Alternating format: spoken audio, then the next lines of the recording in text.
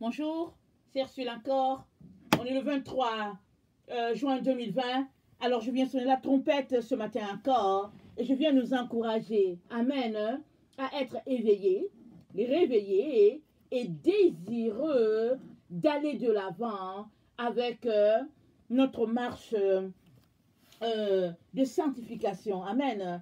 Alors, qui dit sanctification dit séparation des ténèbres ou bien séparation d'avec les ténèbres. Amen. Nous vivons dans une époque où les ténèbres ont envahi la terre et nous-mêmes, nous sommes des êtres de chair et nous sommes appelés par le Seigneur Jésus à nous débarrasser des œuvres de la chair et de marcher sur les œuvres de l'esprit. Alors, si nous prenons notre Bible et que nous la lisons, au fait, tout est décrit dedans pour que nous puissions garder une relation d'intimité, de proximité avec le Seigneur. C'est une marche dans la lumière, par la lumière, pour la lumière, avec la lumière. Amen. Et c'est Jésus, notre lumière. Alors, vraiment que nous puissions être désireux. Amen. La volonté, c'est ce qui a, c'est le secret. Si tu es volontaire, alors Dieu t'aidera. Amen. Alors que le Seigneur bénisse sa parole. Alors aujourd'hui, je viens au fait apporter cette vidéo-là que je cherche à apporter depuis longtemps. Et j'ai des problèmes un peu avec mes écoutes, avec mon micro en particulier. Alors, donc j'ai essayé d'apporter la vidéo tantôt sans le micro. C'était vraiment lointain. C'était lointain et puis on m'entendait à peine. Alors je prie que à la fin de la vidéo, que je ne puisse pas perdre l'antenne parce que ça fait plusieurs fois que je cherche à apporter cette vidéo-là et puis je ne sais pas ce qui se passe. Amen. Alors quand je teste les moniteurs et tout ça, tout va bien. Et à un moment donné, quand je finis et que j'écoute, il y a un problème. Souvent, ça s'arrête à quelque part et puis ben voilà. Alors, par la grâce de Dieu, avec espoir qu'aujourd'hui, tout ira pour le mieux. Et donc voilà. Alors, je viens parler aujourd'hui du lien entre l'hypocrisie et l'antichrist. Alors, l'hypocrisie, on l'a déjà vu dans plusieurs vidéos. Et je vais quand même rafraîchir la mémoire avec la définition que nous en avons. Et ça dit que l'hypocrisie, c'est l'attitude morale par laquelle on exprime des sentiments, des opinions ou simplement l'acte de mentir consciemment pour s'attirer les faveurs sociales. Alors, qui dit faveur sociale parle d'une attitude qui consiste à dissimuler la réalité à l'autre personne afin de se plier à notre environnement. Amen. Alors, si bien que si tu es dans le groupe avec des amis, alors tu fais comme si tu es avec eux parce que, bon, peut-être tu es quelqu'un qui veut toujours être gagnant. Alors, parce que tu ne veux pas perdre, tu fais comme si tu es avec eux, mais dans la réalité, tu n'es pas avec eux. Amen. Alors, donc, l'hypocrite, il joue à un jeu. Il se retrouve à être un comédien dans une situation. Il est dans une situation et voilà, mais il ne fait pas partie de la scène, mais il fait comme s'il ne fait pas que la scène. Et ça, c'est un mensonge. Et ça, c'est les voies des ténèbres. Ça se passe en arrière, dans les ténèbres. Et on ne voit pas forcément. On ne réalise pas que l'autre personne est dans le faux, mais elle l'est. Alors, si donc tu te réclames de Christ, il est très important que tu sortes de cette vie-là. Amen. Parce que un hypocrite vit deux vies. Alors, il te présente une image, une facette qui semble être la vérité, mais en arrière, il y a une autre facette. Or, notre Seigneur nous a appelés à ne pas avoir de secret à part certains secrets que je vais partager. Parce qu'il y a deux types de secrets. Alors, il y a le secret que le Seigneur lui-même a spécifié, qu'on devrait avoir. On va parler de ça. Sinon, le Seigneur a dit que tout, il n'y a rien de secret qui ne sera dévoilé. Dans ce sens-là, que quand bien même tu auras mené une vie secrète au fait, dans ce que Jésus t'a indiqué, ce jour-là, au grand jour, au fait, tout sera su. Tout sera su parce que Jésus te récompensera en fonction de ce que tu as fait. Et il faut que ce soit public. Il va par exemple montrer pourquoi, par exemple, à toi, il a donné ce cadeau-là. Parce que voilà, voilà. Alors ça sera public. Amen. Et ta vie cachottière aussi sera publique. Si tu es une personne qui mène une vie dans les ténèbres, ce jour-là, puisque tout est lumière, tout sera su et tout sera vu. Pardon. Alors il est important qu'on puisse laisser les œuvres de ténèbres et vivre dans la lumière. Et cela demande souvent, écoutez, beaucoup d'humilité. Amen. Beaucoup d'humilité. Et souvent par orgueil, on choisit la vie cachottière. Mais le Seigneur nous encourage à ne pas faire ainsi, parce qu'il n'y a rien de caché qui ne sera révélé. Amen. Alors, Apocalypse, non, qu'est-ce que je raconte? Non, non, non, c'est pas Apocalypse, je suis en train de me perdre. Alors, 1 Jean 2,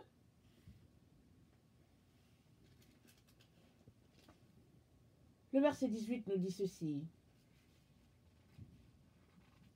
1 Jean 2, le verset 18.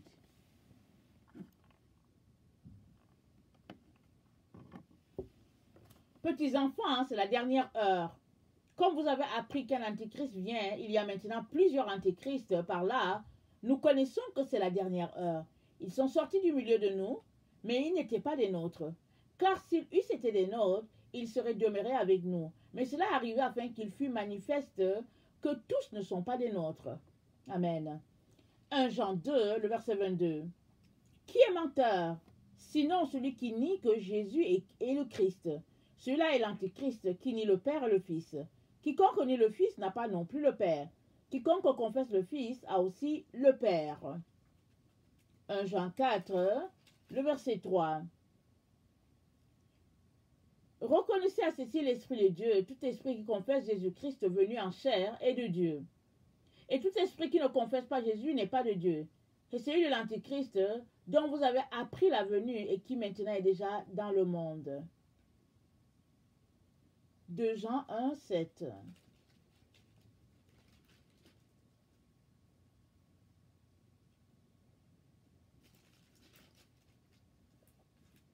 Car plusieurs séducteurs sont entrés dans le monde, qui ne confessent point que Jésus-Christ est venu en chair. Celui qui est tel, c'est le séducteur et l'antichrist. Prenez garde à vous-même, afin que vous ne perdiez pas le fruit de votre travail, mais que vous receviez une pleine récompense. Quiconque va plus loin et ne demeure pas dans la doctrine de Christ n'a point Dieu. Celui qui demeure dans cette doctrine a le Père et le Fils. Si quelqu'un vient à vous et n'apporte pas cette doctrine, ne le recevez pas dans votre maison, ne lui dites pas salut. Amen. Alors, l'anti est contre. Amen. Anti, ça veut dire contre.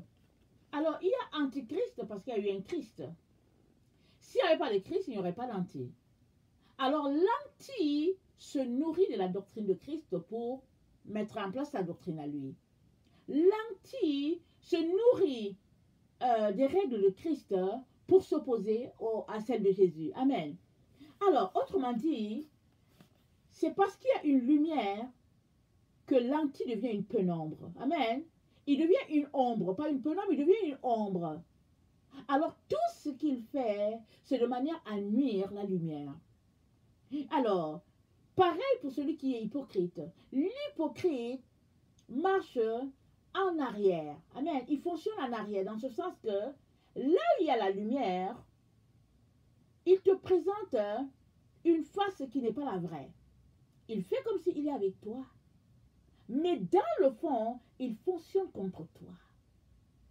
C'est pourquoi nous avons besoin de discerner tout esprit. La Bible dit, bien-aimés, ne donnez pas foi à tout esprit, mais éprouvez les esprits pour savoir s'ils sont de Dieu ou pas.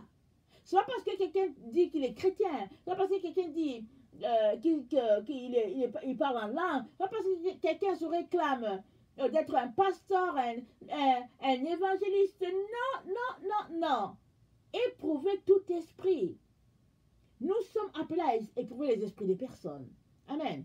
Et puis, bien évidemment, souvent, on connaît juste la personne, bon, peut-être superficiellement, parce qu'on ne vit pas avec la personne à la maison, si bien que on ne sait pas qui elle est vraiment. Mais, si on marche selon Dieu, la lumière de Christ en nous va nous révéler qui est la personne. Et même si on n'a pas tout le chemin, on a des signaux qui nous font nous poser des questions sur cette personne-là. Et ça, c'est le travail du Saint-Esprit. Nous avons donc besoin de nous assurer qu'on n'est pas en face du faux. Et pour cela, il n'y a que le Seigneur lui-même qui va nous apporter sa lumière. Amen.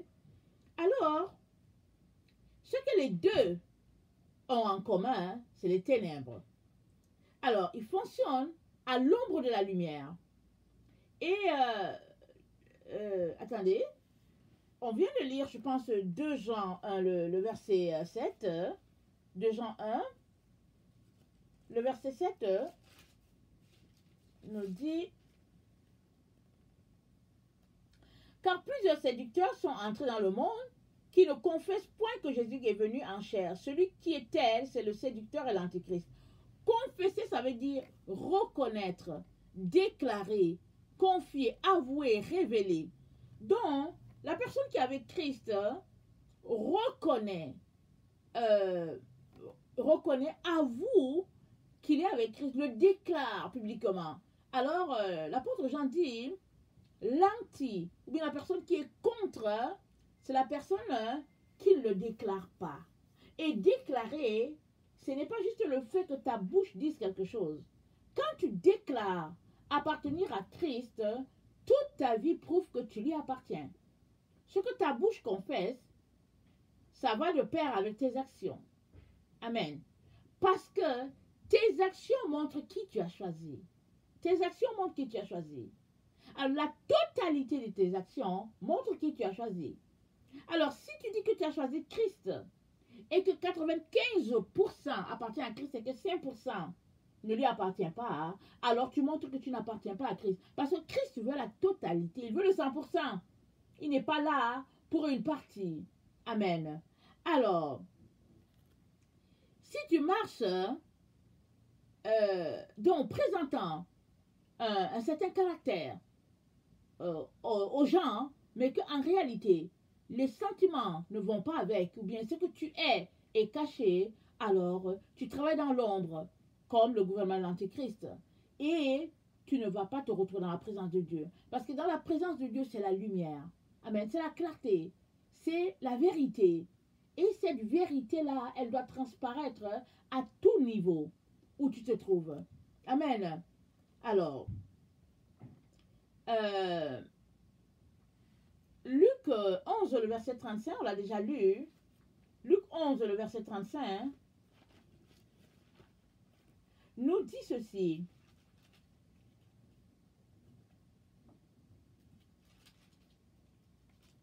Prends donc garde que la lumière qui est en toi ne soit ténèbres.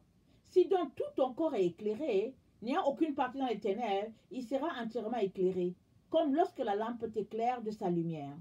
Alors tout ton corps doit être éclairé, pas une partie. Alors si c'est juste une partie, alors ce passage nous dit que tu es dans les ténèbres. Parce que la lampe, elle est allumée. Pourquoi? Dieu allume la lampe. Pourquoi? Pour qu'elle puisse éclairer partout autour d'elle. Ce n'est pas éclairer juste une partie. Alors pour que ta lampe puisse briller à son maximum, tout en toi doit être éclairé. Et c'est un travail qui demande ta volonté et aussi des efforts de ta part, un programme et en tout cas d'être assidu et puis d'être organisé. Pourquoi? Parce que tu aimerais te débarrasser des ténèbres qui sont en toi d'abord. Ce n'est pas autour de toi seulement, c'est en toi d'abord. Voilà pourquoi Jésus a dit, vous ressemblez à des sépulcres blanchis, mais à l'intérieur vous êtes plein d'ossements. Parce que nous sommes appelés à nettoyer l'intérieur Et puis, ben, tout paraîtra à l'extérieur. Amen. Et on ne peut pas garder une double vie alors qu'on est en train de marcher pour la Sion. Amen, céleste. On ne peut pas. Parce qu'on est les enfants de lumière. Nous sommes appelés à nous débarrasser des œuvres des ténèbres pour revêtir pleinement la lumière. Parce que on sera changé. En un clin d'œil, on sera transformé. On va devenir des êtres de lumière. Amen. Mais avant d'être transformé, il faut qu'en nous, il n'y ait plus de ténèbres. Et ça demande que tu sois volontaire, que tu sois désireux de te débarrasser de tout ce que le Père n'aime pas. Amen. Alors, Luc 11, le verset 44 nous dit ceci. Malheur à vous, parce que vous êtes comme les sépulcres qui ne paraissent pas et sur lesquels on marche sans le savoir. Amen. Le 39 à 40, ça dit ceci. Mais le Seigneur dit, vous pharisiens, vous nettoyez le dehors de la coupe et du plat, mais à l'intérieur vous êtes plein de rapine et de méchanceté. Insensé, celui qui a fait le dehors n'a-t-il pas aussi fait le dedans? Le verset 33, ça dit, personne n'allume une lampe pour la mettre dans un lieu caché ou sous le boisseau, mais on la met sur le chandelier afin que ceux qui entrent voient la lumière. Amen. Alors, nous sommes appelés à nous débarrasser de ce qui est une ombre dans notre vie. Et 2 Timothée 3 nous relate un peu les œuvres des ténèbres. On les connaît, mais souvent, on néglige de s'arrêter là-dessus. Souvent, on se dit, ça va arriver, ça va partir de soi-même. Mais au fait, tout nécessite des efforts. C'est pas vrai que on n'a pas besoin de faire quelque chose et puis les choses vont se replacer d'elles-mêmes. Non, il y a un travail à faire. C'est pas vrai qu'on est sauvé et puis bon, tout va de soi. Ça, c'est une doctrine des ténèbres pour garder les gens liés. Amen. Alors, 2 Timothée 3, le verset 1 dit que dans les jours, il y aura des temps difficiles, car les hommes seront égoïstes. Pourquoi les temps seront difficiles? Parce qu'au fait, tout est tourné vers les ténèbres. Les ténèbres seront appelées la lumière sera appelée ténèbres. Et tu ne peux pas compter sur quelqu'un. L'amour du plus grand homme aura refroidi.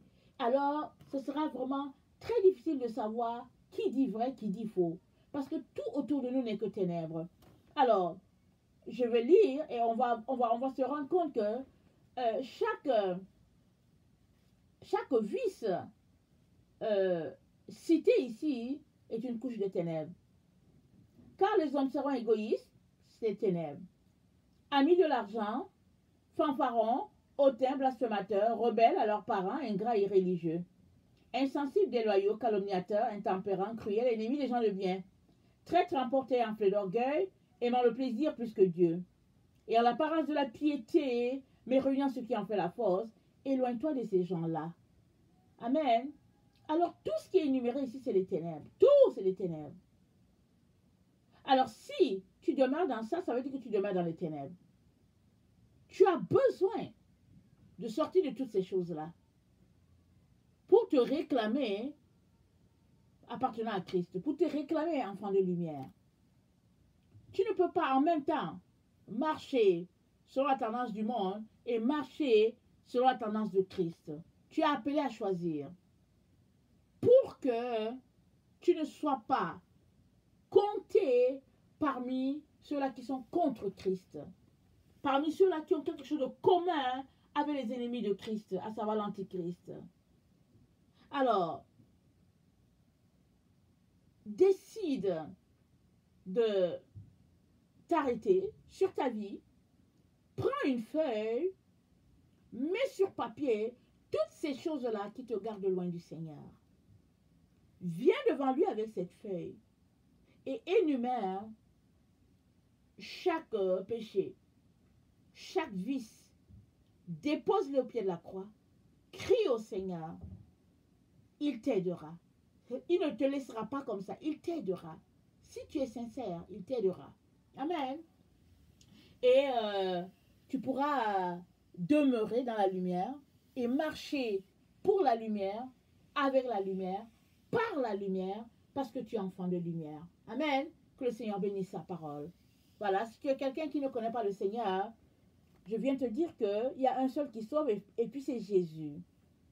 C'est pas Mahomet, c'est pas Bouddha, mais Jésus, c'est lui qui sauve. Que le Seigneur te donne de pouvoir connecter à cette vérité-là, hein, et de le rencontrer personnellement pour faire de lui ton ami. Amen. Et il te transformera et tu vivras le bonheur déjà sur la terre. Tu vivras le bonheur. Savoir que il y a quelqu'un qui a donné sa vie pour le rachat de ton âme. Amen. Alors voilà, je vous aime beaucoup et Dieu davantage. Maranatha. Merci.